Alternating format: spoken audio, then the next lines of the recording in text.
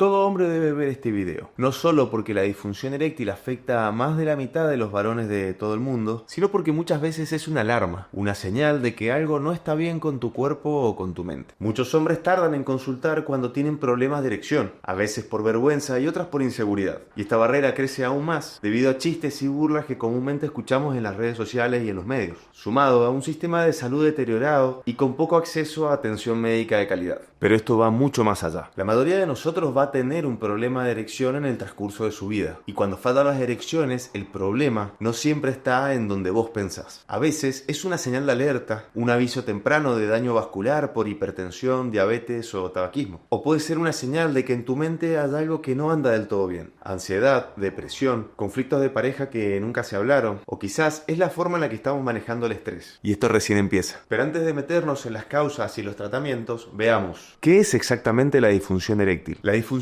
eréctil se define como la incapacidad persistente o recurrente para lograr o mantener una erección suficiente para tener una relación sexual satisfactoria. Y no hablamos de solo una vez cada tanto. Para que sea considerado un trastorno debe persistir en el tiempo. Casi todas las semanas veo en mi consulta chicos muy asustados porque perdieron la erección en una oportunidad del fin de semana. Tranqui, eso es normal. Y aunque estrictamente no es disfunción eréctil, también te voy a dar algunos consejos en este video como para que no te pase. Y aunque ninguno de tus amigos hable del tema, la disfunción eréctil nos afecta a casi todos los varones. De hecho, hasta el 52% de los varones entre 40 y 70 años pueden padecerla en algún momento de su vida. Y por más que la incidencia de disfunción eréctil aumenta con la edad, la disfunción eréctil está presente en todas las edades, como te voy a comentar con unos casos clínicos reales más adelante. Y ahora sí, vamos a lo básico. ¿Cuáles son las estructuras que hacen posible una erección? El pene es un órgano alargado que está compuesto por tres estructuras. Dos cuerpos cavernosos que se ubican uno al lado del otro y un cuerpo esponjoso que recorre la parte inferior del miembro y se agranda en su extremo para formar el glande. El glande, mal llamado cabeza del pene. Y dame un segundo. Estimado revisor de YouTube, quiero avisar que esto es un video educativo y por favor les pido, no me censuren ni me limiten la monetización del canal porque pierdo dinero y llego a menos personas. Ahora sí seguimos. El glande o mal llamado cabeza del pene es una zona extremadamente sensible que está repleta de terminaciones nerviosas. Por su parte, los cuerpos cavernosos tienen una estructura muy particular, ya que ambos están rodeados por una membrana que es bastante rígida. El interior de estos cuerpos cavernosos justamente tiene como pequeñas cavernas, es como si fuera una especie de esponja, para que te des una idea. Cuando la sangre ingresa a los cuerpos cavernosos, ese aumento en la presión interna hace que los mismos cuerpos cavernosos se compriman con esta membranita que está por afuera. Lo interesante es que esa compresión de los cuerpos cavernosos con la membranita que está por fuera produce un fenómeno muy particular. Y es que esta compresión del cavernoso con la estructura va a terminar aplastando, o sea, colapsando varias venas que circulan en esta zona, es decir, por acá. Y esta membranita que te la dibujé con una simple línea negra es una de las magias que hay detrás de la erección, porque su composición es muy particular. Es lo suficientemente elástica como para permitir que crezca, pero a su vez comprima esas venitas, pero por otra parte es lo suficientemente rígida como para poder aguantar la presión que se va a generar aquí adentro y permitir la penetración. Tanto los estímulos sensoriales, por ejemplo el tacto a nivel de la zona genital, como los estímulos que van a provocar un aumento en la llegada de sangre, están comandados por nervios. Y estos nervios pasan por el lateral de una estructura que seguramente ya has escuchado nombrar en el canal, que se llama próstata. Pero esas no son las únicas estructuras involucradas en la erección. El sistema es mucho más complejo que esto que puedes ver en la pizarra. Y antes de que te lo explique con detalle, decime, ¿alguna vez te preguntaste para qué sirve una erección? La erección existe biológicamente para facilitar la penetración y la fecundación. Pero el placer sexual va mucho más allá de eso. Y si miramos otras especies animales, el asunto se pone más interesante. Algunos animales tienen hueso peniano, tal es el caso de los perros o los chimpancés. Los gatos, por su parte, tienen múltiples espículas en su miembro. Por su parte, algunos reptiles, como las serpientes, presentan 2 hemipenes. Y las tortugas, bueno, si sos impresionable, mejor no busques cómo es el miembro de una tortuga. En los humanos, la erección tiene otros papeles, ya que el sexo va mucho más allá de lo biológico. No se trata solamente de penetrar o de fecundar, se trata de disfrutar. Sabemos que la mayoría de las zonas erógenas de las personas se encuentran en la superficie o muy cerca de ella. Tal es el caso del cuello, las mamilas, el clítoris y la próstata. Aún así, los varones seguimos obsesionados con la rigidez del pene, así como hacer solamente movimientos sacádicos de entrar y salir. Y sabemos que eso no tiene mucho sentido. Varios estudios muestran que la mayoría de las mujeres necesitan una estimulación directa del clítoris para poder alcanzar el clímax. Y con esto en mente podemos pasar a la siguiente etapa: cómo se produce una erección. Para que se produzca una erección, primero necesitamos un estímulo. Puede ser tanto un estímulo táctil, por ejemplo un roce a nivel de los genitales, un estímulo visual, ya sea ver a tu pareja en lencería o ropa interior, o como estuvimos hablando en los otros videos, sencillamente ver una película para adultos. Y por supuesto, nuestra mente también puede ser un estímulo al recordar algo que hayamos vivido o imaginar una fantasía. Todos estos estímulos van a provocar la estimulación de los nervios que, una vez que llegan a la zona de la pelvis, liberarán sustancias a nivel genital. Como te dije al principio, los nervios que van a estimular la erección pasan a los laterales de la próstata. La próstata en sí no tiene una relación directa con la erección, pero tanto por esto como por otros motivos relacionados a esta glándula podría afectar de alguna manera la función eréctil. Tengo un video específico hablando sobre la relación entre la próstata y las erecciones. Si querés lo puedes ir a ver después para profundizar. Cuando estos nervios liberan sustancias, las arterias que llevan sangre hacia el pene se van a expandir, se van a dilatar. Justamente esto provoca la famosa vasodilatación a nivel de los cuerpos cavernosos. Y si la estructura del pene está conservada sin ningún tipo de alteración, la misma vasodilatación con el aumento en la entrada de sangre provoca el colapso de estas venitas que te expliqué que estaban entre los cavernosos y esta banda fibrosa que hay afuera. Al provocarse el colapso de estas pequeñas venitas que hay en esta zona, la sangre que sale por las venas del pene va a ser mucho menor que la sangre que va a estar entrando por las arterias. Y como resultado tenemos una mayor presión a nivel de los cuerpos cavernosos con un aumento en el tamaño y en la rigidez del miembro. Pero todo este circuito no solamente depende de las estructuras que te dibujé, sino que influye también en nuestro estado de salud general. Yo siempre digo que es como el estado interno de nuestro cuerpo. Debemos mencionar a ciertas hormonas como es la testosterona o las hormonas tiroideas, como así también la prolactina, de la cual podríamos hacer un video más adelante. Obviamente, si una persona tiene, por ejemplo, una insuficiencia renal o está en diálisis o alguna enfermedad severa, todo este sistema va a estar alterado. Y acordémonos de la testosterona, de la cual podemos hablar en otro video más adelante. Personas que tienen bajos niveles de testosterona van a tener muchos síntomas y entre ellos también una disfunción eréctil. Y aún tenemos más. ¡Aún hay más! El contexto en el cual estamos es importantísimo. Es decir, todo lo que hay fuera de nuestro cuerpo. Es imposible que logremos una erección en una situación de peligro o con una amenaza inminente. Y eso lo vas a entender mejor en un ratito. A partir de este esquema vamos a entender de que hay dos grandes tipos de causas de disfunción eréctil. Las causas físicas ocurren cuando tenemos alguna alteración de todas estas estructuras de aquí. Por ejemplo, un menor flujo sanguíneo en las arterias o una alteración en los nervios, como así también una falla o una ruptura en la arquitectura normal del pene. Y no nos olvidemos de nuestro estado hormonal. También tenemos las causas psicógenas o emocionales. Y es cuando tenemos algún tipo de problemilla con los estímulos que nos generan excitación, así como con las emociones o quizás algo que vamos a hablar mucho que es la ansiedad de desempeño. Vamos a empezar con las causas físicas más comunes. En ocasiones los vasos sanguíneos que ingresan al pene se afinan, provocando un menor aporte de sangre al miembro. En el caso de la hipertensión arterial, por ejemplo, las paredes de los vasos sanguíneos se endurecen y pierden elasticidad. Cuando tenemos una dislipemia, se generan placas a nivel de los vasos sanguíneos,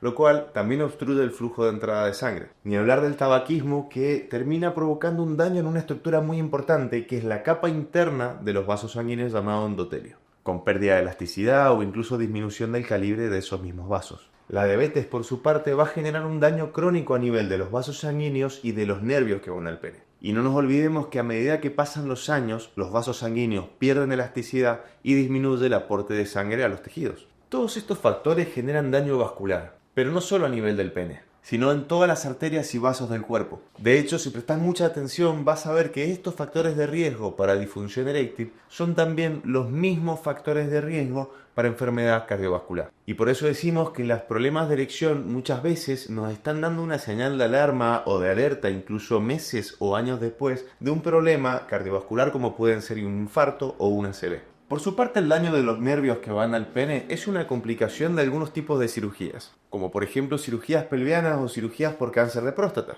así como también lesiones en la médula espinal o enfermedades neurológicas. Cuando se dañan los nervios que van al pene, vamos a tener el problema de que la señal no va a llegar a esta estructura. por lo que tampoco va a aumentar el flujo sanguíneo y el pene no va a tener erección. Me parece interesante que sepas que recientemente se ha propuesto que las deficiencias de ciertas vitaminas como el ácido fólico también tienen relación con los problemas de erección, al alterar la generación de las sustancias que están involucradas en este proceso. Así también se ha propuesto que la infección por COVID-19 podría ser un factor de riesgo para problemas de erección. Y esto se debe a que en algunos estudios se han encontrado partículas del virus del COVID-19 dentro de la estructura del cuerpo cavernoso de pacientes que tuvieron COVID severo. Finalmente podemos tener alteraciones en la estructura del pene, no solamente en casos muy graves como puede ser una amputación de pene y obviamente que va a tener disfunción eréctil, sino en situaciones mucho más frecuentes como es la enfermedad de Peyronie, así como también en la fibrosis de los cuerpos cavernosos producida cuando no se tratamos a tiempo una fractura de pene.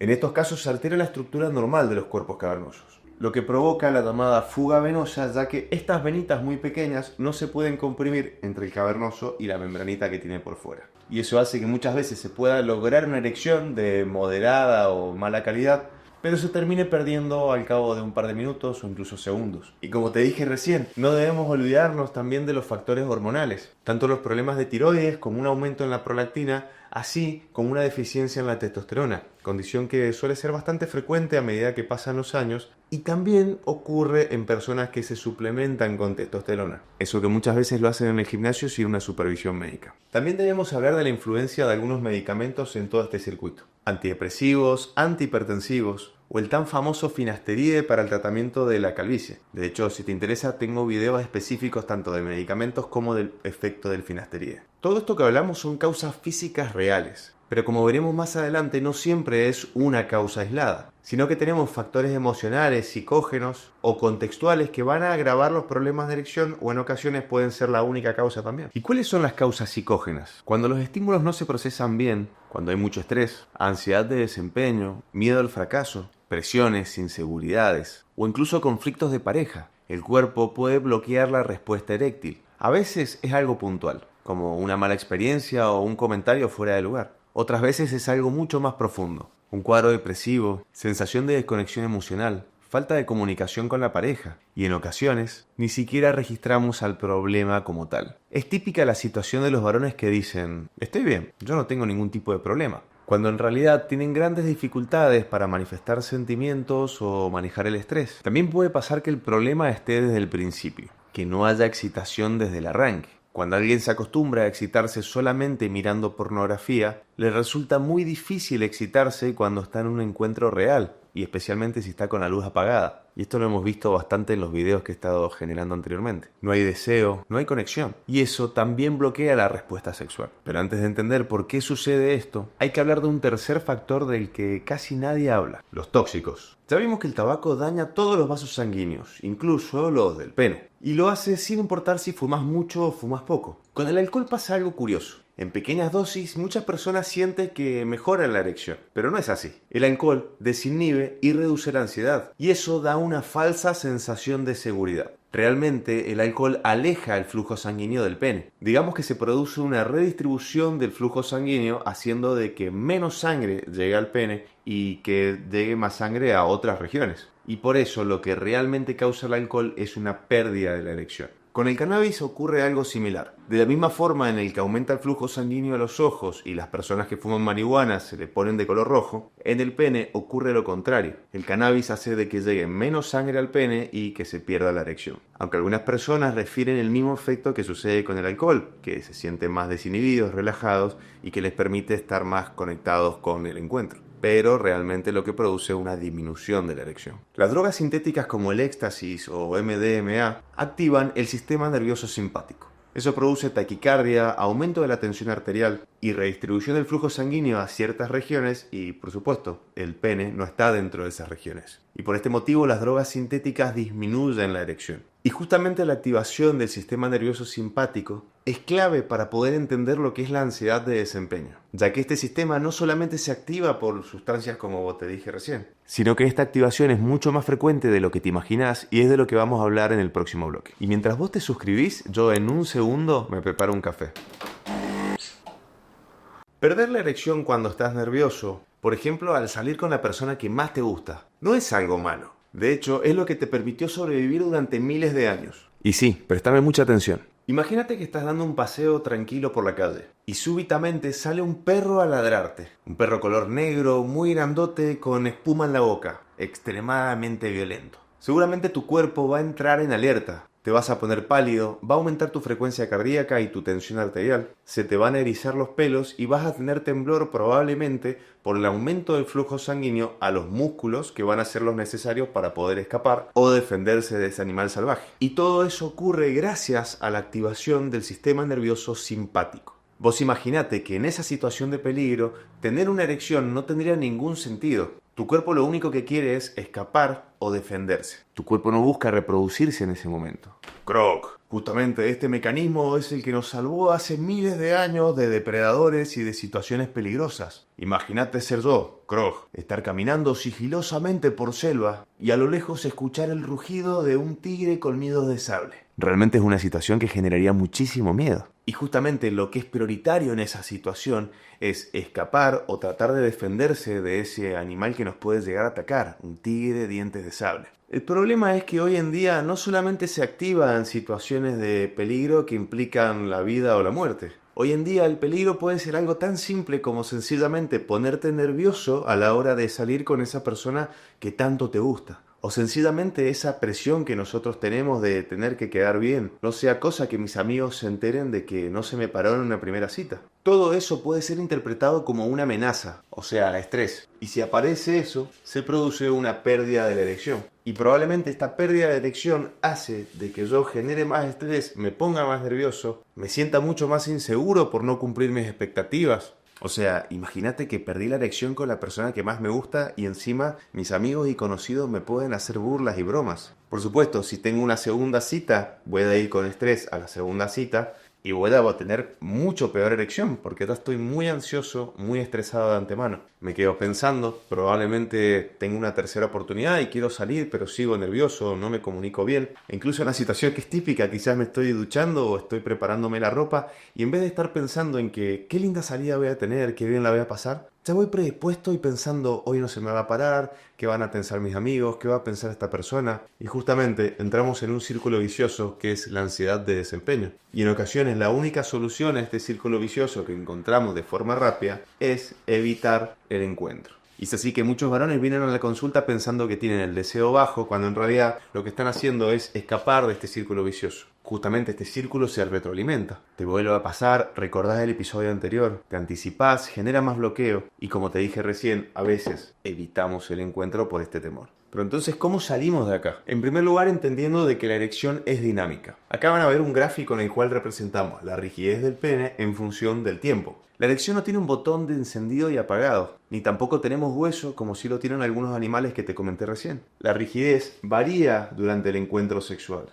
Es decir, que en ocasiones yo tengo mayor rigidez, en ocasiones está más baja, pero mientras se encuentre en un segmento, a mí me va a permitir penetrar y tener un acto sexual satisfactorio. Justamente como la erección depende de la entrada y salida de sangre, en ocasiones va a haber un poco más de sangre adentro, baja la presión, pero siempre está en un rango que a mí me va a permitir penetrar. Aquí está elevado, después esto baja, pero después vuelve a recuperar, para después bajar y volver a recuperar. Pero si de repente estamos muy pendientes y prestamos mucha atención a este estado de rigidez, justamente lo que hacemos es añadir una exigencia, una presión adicional. Y por consiguiente, esto es estrés. Y recordarás que cuando tenemos estrés o ansiedad, se produce una pérdida de la erección por la actividad del sistema nervioso simpático. Volviendo a nuestro gráfico de arriba, si yo estoy muy pendiente, genero presiones, ese estrés va a ser de que yo esté pendiente, me toque el pene, sienta que no está como estaba antes. Empiezo a pensar si la otra persona se habrá dado cuenta, qué va a pensar de mí, mis amigos se irán a burlar, cómo puede ser que me pase, si soy joven, no tengo enfermedades. Y al producir más estrés, ansiedad y presiones, esta erección, en vez de recuperar, lo único que va a pasar es que termine bajando la rigidez del pene y yo me voy a frustrar más. Cuando si nosotros hubiéramos estado un poquito más conectados con el momento, esta erección sencillamente recupera rigidez para perder y recuperar, y no perderse como ocurrió en este caso.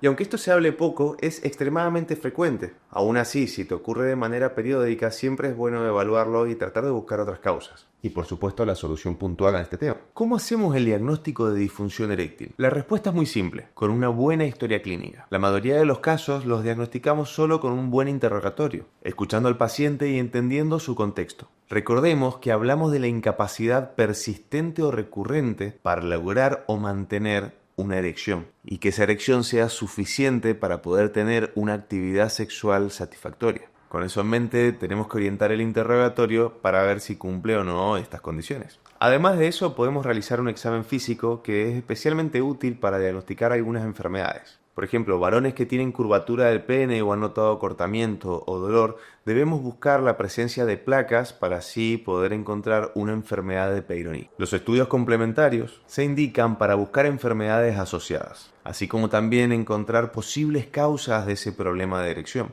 Por ejemplo, podemos realizar un laboratorio de sangre. Allí podemos ver la glucemia, que es el azúcar en sangre, y así tratar de detectar a tiempo una diabetes no diagnosticada. Otro estudio disponible es el dosaje de testosterona, pero la testosterona no se pide en todos los casos. Solamente la solicitamos cuando tenemos una sospecha de deficiencia de testosterona. Otras hormonas que se pueden llegar a pedir en este tipo de análisis son las hormonas tiroideas, así como la prolactina y otras más. Es importante destacar que en muchas ocasiones solicitamos una evaluación cardiológica con un electrocardiograma o la revisión de un especialista. Y esto es especialmente útil para cuando tenemos una persona que hace mucho que no realiza actividad física y tenemos que ver cómo va a responder en el momento que tenga una erección. Por otra parte, recordemos que los medicamentos orales no deben ser utilizados cuando hay antecedentes cardiovasculares importantes, especialmente antecedentes de infarto o de ACV. Y como hemos hablado muchísimo en este video, los mismos factores de riesgo para el daño de los vasos sanguíneos del pene son los mismos factores de riesgo que hay para el corazón, por lo que un electro o una revisión por el cardiólogo no está de más. Existen otros estudios como ecografía, Registran, test farmacológico, pero no se utilizan de rutina. Estos se reservan para algunos casos seleccionados. Es importante que adaptemos los estudios que pedimos al paciente y a la situación en sí, sin pedir cosas innecesarias que representan un gasto excesivo para el sistema de salud, como así también para el propio paciente. Esto me parece importante. A veces no es solo la erección la que nos abandona. En ocasiones sucede que además de la erección también perdemos el control de reflejo eyaculatorio. Y la eyaculación precoz también está muy relacionada a la ansiedad de desempeño. Y aunque esto es extremadamente importante en aquellos varones que tienen una causa emocional muy importante, también es muy frecuente en aquellos hombres que tienen causas orgánicas. En algunos varones hay tantas dificultades para poder lograr una erección que cuando finalmente la logran se sienten tan presionados o están tan apurados para aprovechar esa erección que lo único que hacen es generar más estrés y este estrés provoca una eyaculación precoz. Mejor dicho, una eyaculación prematura o pérdida del control. Y aquí entramos en el mismo círculo vicioso. La persona se queda pensando, genera más estrés y cuando quieres acordar, la ansiedad de desempeño también afecta a nivel de la eyaculación.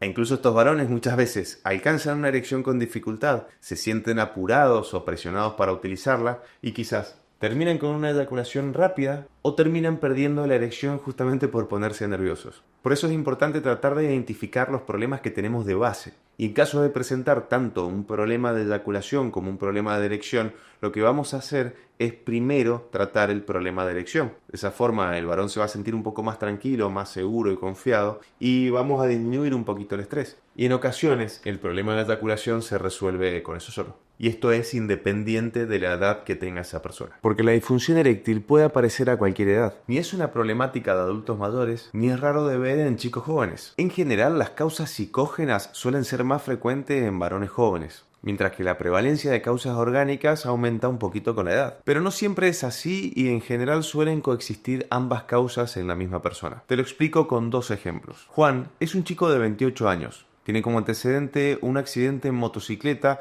que le causó múltiples traumatismos, entre eso una fractura de pelvis. Por esta situación él tuvo que pasar por muchísimas cirugías. Desde entonces tiene dificultades para poder lograr una erección. Y a pesar de su edad, en este caso no es solo por ansiedad. Él tiene una causa física conocida, un antecedente de traumatismos y múltiples cirugías con posible daño vascular y nervioso. El otro caso es José. José es un muchacho de 65 años, no tiene antecedentes médicos y su esposa falleció aproximadamente hace 3 años. Desde aquel entonces, José no ha salido con nadie. Me cuenta que recientemente ha conocido a una chica en el gimnasio que es 10 años menor que él. Se gustan, se empiezan a ver. Pero en el primer encuentro íntimo, José pierde su erección. Esto obviamente le preocupó muchísimo, ya que en este tiempo él no había tenido problemas de erección y fue concretamente en esa situación. No existe una sola causa de disfunción eréctil. Y por eso, tampoco existe una sola forma de tratar los problemas de erección. La edad por sí sola no explica nada. Siempre hay que ver el caso completo. Y entonces, ¿cómo se trata esto? Si estabas esperando que te diga el nombre de algún medicamento, déjame decirte que te equivocaste. El primer paso en casi todos los pacientes son las medidas generales. Manejar enfermedades como la diabetes o la hipertensión, hacer actividad física, dormir mejor, aprender a manejar el estrés, tratar de mejorar el peso corporal y evitar tóxicos como puede ser el alcohol o el tabaco. Y no nos olvidemos de algo importantísimo que es mejorar nuestra alimentación. Tener una dieta equilibrada, con múltiples alimentos y tener algo presente. Hay que evitar los alimentos procesados, es decir, todos aquellos que vienen en un paquete. Y todo esto no solamente mejora la erección, esto también mejora tu salud general y disminuye tu riesgo cardiovascular. Algo importante que también debemos tener en cuenta es evaluar si algunos medicamentos que están tomando pueden tener algún efecto sobre la erección. Psicofármacos, antidepresivos, medicamentos para la presión arterial, tratamientos oncológicos y por supuesto, y lo vuelvo a repetir, el finasteride utilizado para el tratamiento de la calvicie. Estos y muchos otros fármacos pueden tener relación con alteraciones en la función sexual. Por supuesto, no es que hay que suspenderlos siempre, sino hay que tratar de hablar con el médico que les ha indicado a ver si es necesario tomarlos o no, o en su defecto si se puede reemplazar por algún otro medicamento que no genere ese efecto adverso. Otra cosa muy importante, y si corresponde, es evaluar cómo está la relación de esa persona con su pareja o sus parejas. Y el concepto general de las medidas generales es que en muchos varones estas medidas va a ser suficiente para poder mejorar la erección, pero lamentablemente en otros vamos a tener que pasar a un escalón superior. Veamos ahora qué otros tratamientos existen además de las medidas generales. En los próximos bloques vamos a hablar de medicamentos orales, de suplementos y tratamientos naturales. Tocaremos un poco de psicoterapia y medidas conductuales. Y dentro de esto también un poco de cómo manejamos las emociones. Así como también tocaremos los tratamientos quirúrgicos y un capítulo específico de otros tratamientos que existen. Cada uno de estos tiene un lugar en la escala terapéutica. Y entender cuál es el más indicado en cada persona depende mucho de cada caso en particular. Empecemos con los más conocidos, los medicamentos orales. El sildenafil y el tadalafilo son los medicamentos orales más utilizados. Ambos pertenecen a un grupo de medicamentos llamados inhibidores de la fosfodiesterasa 5. En palabras muy simples, lo que hacen estos medicamentos es provocar que un mayor flujo de sangre ingrese al pene. Eso sí, y prestame mucha atención con esto, no funcionan solos, no tienen un efecto automático. Tanto el sildenafil como el tadalafilo necesitan de estimulación para poder provocar un efecto a nivel de la erección. O sea, si yo me tomo un sildenafil y me siento a leer un libro, no voy a tener una erección solo por haberme tomado el sildenafil. Bueno, también depende un poco de qué libro estoy leyendo. Pero si yo no estoy en una situación excitante o algo que a mí me provoque algún tipo de estímulo, no voy a tener erección. Estos medicamentos hacen que uno esté más predispuesto a lograr una erección. Esto lo expliqué con palabras muy simples para que vos lo puedas entender, pero si te interesa profundizar un poco más en el tema, tengo muchos videos comparando y describiendo tanto el sildenafil como el tadalafilo. Los podés buscar en la descripción. Aún así te voy a explicar lo más importante que debemos saber sobre estos dos fármacos. El sildenafil, cuyo nombre comercial más conocido es el Viagra, comienza a actuar de forma bastante rápida y tiene una duración en su efecto de aproximadamente 4 a 6 horas. Es importante que este medicamento se debe tomar con el estómago vacío, ya que los alimentos grasos disminuyen la tasa de absorción. Su primo, el tadalafilo, cuya marca comercial más conocida es el Cialis, en cambio tiene una duración de acción de 36 horas. Y a su vez su absorción no se ve tan afectada por las comidas. Es por eso que muchas personas lo llaman la pastilla del fin de semana. Pero espera, como siempre te he dicho, no es que estás 36 horas con el pene erecto, sino que vas a estar durante 36 horas un poco más predispuesto o con facilidad para lograr una erección. Obviamente que esto sí o sí lo tiene que indicar un médico, o sea, esto no es ninguna recomendación, es todo educativo. El tadalafilo también tiene una presentación de 5 miligramos. Esta dosis mucho más chica está pensada para ser tomado a diario, más allá de que si la persona tiene o no tiene relaciones. Esta presentación es extremadamente útil en aquellas personas donde la espontaneidad juega un rol muy importante a la hora del encuentro,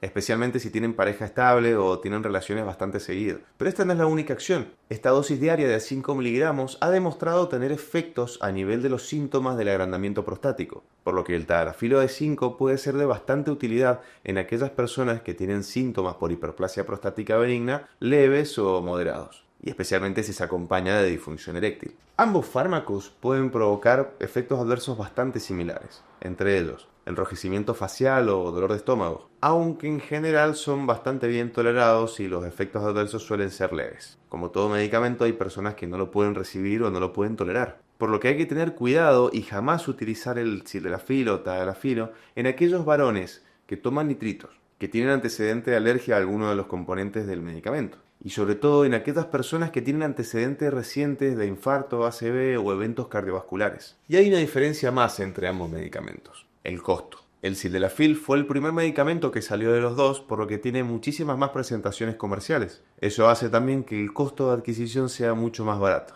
Por su parte, el tadalafilo es un medicamento mucho más nuevo y, como todo medicamento nuevo, el costo es mucho más elevado. La elección de un medicamento u otro depende del estilo de vida, de la frecuencia de las relaciones y del bolsillo de cada persona. Pero siempre, siempre, siempre debe ser indicada por un profesional de la salud. No te automediques. Y algo que me gustaría dejarte en claro es que yo no recomiendo tanto los medicamentos en aquellos varones que tienen una disfunción eréctil de causa psicógena o emocional. El típico ejemplo del varón joven que salió con una persona que le gusta mucho, se puso nervioso y perdió la erección. Y yo no sé si utilizaría estos medicamentos en primera instancia, ya que en esos casos el problema viene de algo mucho más profundo. Pero ¿no existe algo más allá de los fármacos? ¿Algo natural que pueda ayudarme a tener mejores erecciones? Buena pregunta. Pero la respuesta es mucho más compleja de lo que parece. Aunque muchas plantas y sustancias como la maca, el ginseng, el ajo, la L-arginina o el Cordyceps se han usado históricamente para tratar los problemas de erección por otras civilizaciones, las principales guías científicas de urología no recomiendan su uso como tratamiento estándar. La mayoría de estas sustancias no tienen una evidencia científica sólida como para poder recomendarlas. Otras, por su parte, solamente han sido probadas en animales. Aún así, como te cuento en un video específico que ya tengo en mi canal, algunos suplementos han mostrado mejorías leves con estudios científicos de baja calidad. Y un ejemplo es cuando se combinan con los tratamientos médicos estándar. De hecho, en la India se realizó un estudio en el cual varones que no respondían al tratamiento con tadalafilo se dividieron en dos grupos. Uno de ellos recibió placebo y otro recibió ajo, junto con el tadalafilo. Lo que vieron fue que aquel grupo que recibía ajo con tadalafilo presentaba una mejoría en su función eréctil. Una muestra muy pequeña, un estudio científico de mala calidad, pero bueno, es un indicio. Además, se ha visto que personas que presentan niveles bajos de ácido fólico tienden a tener disfunción eréctil de mayor severidad. Esto podría fundamentar su uso como parte del enfoque terapéutico en muchos casos. Pero cuidado, los ingredientes pueden tener dosis inexactas o ingredientes falsos, o incluso tener fármacos ocultos como pueden ser pequeñas trazas de sildenafil o tadalafilo, más allá de que supuestamente sea un suplemento natural. En otros casos, la mejoría que se puede llegar a observar no es por el principio activo en sí, sino por el efecto placebo. Si te interesa profundizar un poco más en el tema, tengo un video específico que hablo sobre todo esto en el canal. Te cuento sobre algunos tratamientos naturales existentes y revisamos un poquito la evidencia científica al respecto. Hay algo más allá de los fármacos que no debemos olvidar. Muchos pacientes consultan por ansiedad de desempeño, pero cuando rascamos un poquito más profundo aparecen otras cosas. Estrés laboral, problemas económicos, duelos, conflictos familiares o simplemente angustia acumulada. Todo eso pesa. Y muchas veces el cuerpo lo manifiesta ahí, en la intimidad. ¿Y cómo abordamos eso? Primero, entendiendo de que no se trata de funcionar o de rendir o quedar bien. Es importante quitar de encima y desmitificar los mandatos y presiones sociales que tenemos asociadas a la erección. Mandatos que mal aprendimos o que sencillamente la sociedad lo impone. Es importante dejar de centrar todo en la penetración. El placer va mucho más allá de eso. Por eso trabajamos en ampliar el repertorio, fomentar prácticas que no se limiten al coito. Y no nos olvidemos de algo importantísimo: fomentar la comunicación, ya sea que tenga pareja estable o no. La comunicación es fundamental. Poder hablar con la pareja o las parejas, animarse a preguntar, a explorar, a conectar desde otro lugar. Porque muchos están tan preocupados en que funcione que ni siquiera saben qué le gusta a la otra persona. Después de eso, sí, una de las herramientas que más utilizo también en mi práctica diaria son las técnicas de respiración. Respirar lento, profundo y tratar de ser consciente de ese momento activa el cuerpo y nos hace salir del piloto automático. Sumado a eso, también podemos trabajar la atención plena, traer la mente al presente y redirigir el foco de atención hacia otro lugar, porque no podemos apagar nuestra cabeza, pero sí podemos entrenarla para que juegue a nuestro favor y disfrutar más del momento. El acompañamiento psicológico no es un complemento menor. Muchas veces es un punto de inflexión que permite destrabar lo que viene repitiéndose en silencio durante hace tiempo. El trabajo en conjunto con un equipo de psicología permite abordar la disfunción desde todos los ángulos, porque lamentablemente no podemos cambiar lo que nos pasa, pero sí cómo lo vivimos y cómo respondemos a eso. Te doy un ejemplo real. Pedro tiene 35 años. Es sano, pero tiene altísimos niveles de estrés laboral. En su casa, en el día a día, casi no conversa con su esposa. Y de hecho, las pocas veces que tiene un tiempo para tener una buena conversación, de lo único que habla es de su trabajo, de lo mal que se lleva con el jefe y lo poco que le pagan. La conexión emocional está cortada, y eso también termina afectando la intimidad. En muchos de estos casos creo que es conveniente evitar la medicación, al menos en primera instancia. No queremos sumar presión ni reforzar el concepto de que el rendimiento sexual depende de una pastilla. Por eso es importante un abordaje integral de los problemas de erección. Y algo que pasa muchísimas más veces de las que uno escucha en el día a día es la típica situación de perder la erección por ponerse nervioso al colocarse un preservativo. Cortar el momento, tener que estar luchando con el envoltorio y por supuesto estar pensando en ojalá no se me baje mientras me coloco el preservativo. ¿Qué va a pensar? Me pongo nervioso. Y claro, lo que termina pasando es que se baja. Esto puede descolocarte y hacer que te quedes pensando en esa situación, que genere más ansiedad de desempeño y justamente que vayas a un segundo encuentro más nervioso. Y al momento de colocarse el preservativo, volver a perder la erección. Y de hecho te confieso, a mí me pasó muchas veces en mi juventud y fue algo que no tenía acceso a información en su momento. Por eso he armado un curso específico para poder manejar los nervios y no perder la erección en el momento de colocarse el preservativo. Está pensado para que lo hagas a tu ritmo, sin presiones, sin apuro. Y lo mejor es que ya ha ayudado a muchísimos varones que estaban en la misma situación. Si te interesa te dejo el link en la descripción o lo vas a poder ver también por acá. Y si te gustaría que haga un curso específico para poder manejar la ansiedad de desempeño, déjamelo en los comentarios y probablemente si mucha gente quiere lo mismo, lo haga. Además de los medicamentos orales y la evaluación integral, existen otras opciones terapéuticas para mejorar la disfunción eréctil. Algunas de ellas son inyecciones intracavernosas de drogas vasoactivas, bombas de vacío, gel intrauretral, ondas de choque de baja intensidad. Las inyecciones intracavernosas pueden ser muy efectivas en aquellos pacientes que tienen un daño vascular severo, aquellos varones que no responden bien a los medicamentos por boca. La contra es que requiere un cierto grado de aprendizaje y destreza manual y por supuesto agudeza visual, además de que tiene ciertos riesgos como puede ser priapismo, como así también una fibrosis del cuerpo cavernoso si no se aplica correctamente o uno lo hace con demasiada frecuencia. La colocación de gel intrauretral como el Asprostadil es una opción menos invasiva aunque menos efectiva que otros tratamientos. Las bombas de vacío son dispositivos que generan una presión negativa. Dentro de ese dispositivo uno tiene colocado el pene, por lo que al tener una presión negativa va a ser mayor la cantidad de sangre que va a ingresar al miembro. Posteriormente se coloca un anillo y así se puede mantener la erección. Este método es bastante efectivo, aunque tiene una curva de aprendizaje y suele ser bastante engorroso para la gran mayoría de los varones. Además recordemos que no está indicada en todos los pacientes y no todos los modelos son aptos para el uso, ya que muchos no tienen una aprobación médica. En cuanto a las ondas de choque, si bien pueden ser muy prometedoras para casos leves o moderados, no son un tratamiento de primera línea y no están indicadas para todos los pacientes. De hecho, las principales guías de urología que existen las consideran una terapia en evaluación. Y por supuesto que todos estos tratamientos deben ser indicados por un profesional. No te compres una bomba de vacío en internet porque puede salir todo mal. Cuando ninguno de los tratamientos anteriores ha dado resultado o directamente no se toleran, se puede recurrir a una prótesis de pene. Este es un dispositivo que se implanta en el interior del pene para así poder lograr una erección mecánica. Existen de dos tipos: las prótesis maleables y las prótesis hidráulicas o inflables. Las prótesis de pene no son la primera opción en el tratamiento, pero para muchos varones es una solución definitiva y en ocasiones la única opción viable en su caso. Eso sí, requieren una evaluación médica y una asesoría muy cuidadosa.